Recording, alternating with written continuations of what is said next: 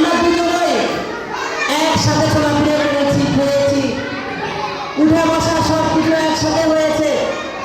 কিন্তু আজকে আল্লাহ রাব্বুল আলামিন থেকে এত সম্মানিত করেছেন, আমাকে এত অসম্মানিত করার কারণ কি? এর পিছনে কারণ কি? তখন আপনি বলবেন, আপনি তোরা যে আমাকে নিয়ে অর্থনষ্ট করেছিস, আমার সন্তানকে দুনিয়াতে ইলমে দ্বীন শিক্ষা করাইছিলাম, মাদ্রাসায় ভর্তি করানোর কারণে তোমরা আমাকে নিয়ে হাসাহাসি করেছ। স্বয়ং আল্লাহ রাব্বুল আলামিন আজকে যে দুনিয়াতে থাকা অবস্থায় যে আল্লাহ তাআলার দ্বীনকে শিক্ষা দিয়েছি, আজকে আল্লাহ তাআলার দ্বীনকে দুনিয়াতে প্রাধান্য দেওয়ার কারণে আল্লাহ রাব্বুল আলামিন আজকে আমাকে সম্মানিত করেছেন।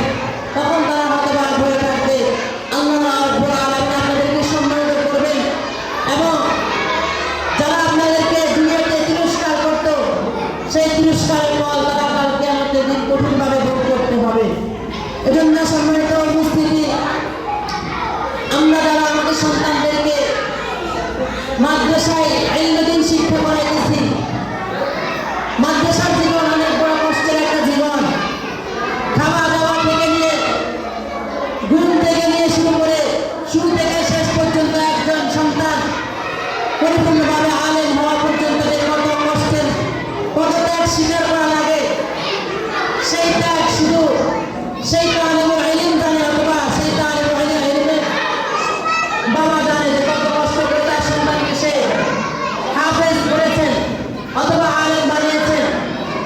তার মেহনত, উস্তাদের চিন্তা বিধির কষ্ট মেহনতের দ্বারা একজন সন্তান পরিপূর্ণ আলেম হতে পারে।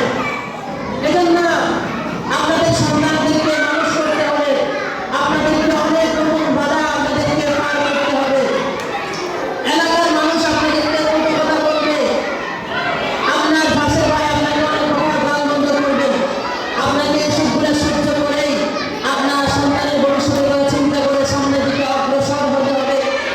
দুনিয়ার কথা চিন্তা না করে আখিরাতের কথা যদি চিন্তা করেন, তাহলে আল্লাহ রাব্বুল আলামিন কাল কিয়ামতের দিন আপনাদেরকে সম্মানিত করবেন। সম্মানিত উপস্থিতি, আমাদের সময় সংক্ষিপ্ত, যথাসময়ে আমাদের অনুষ্ঠান শেষ হবে, এজন্য সময়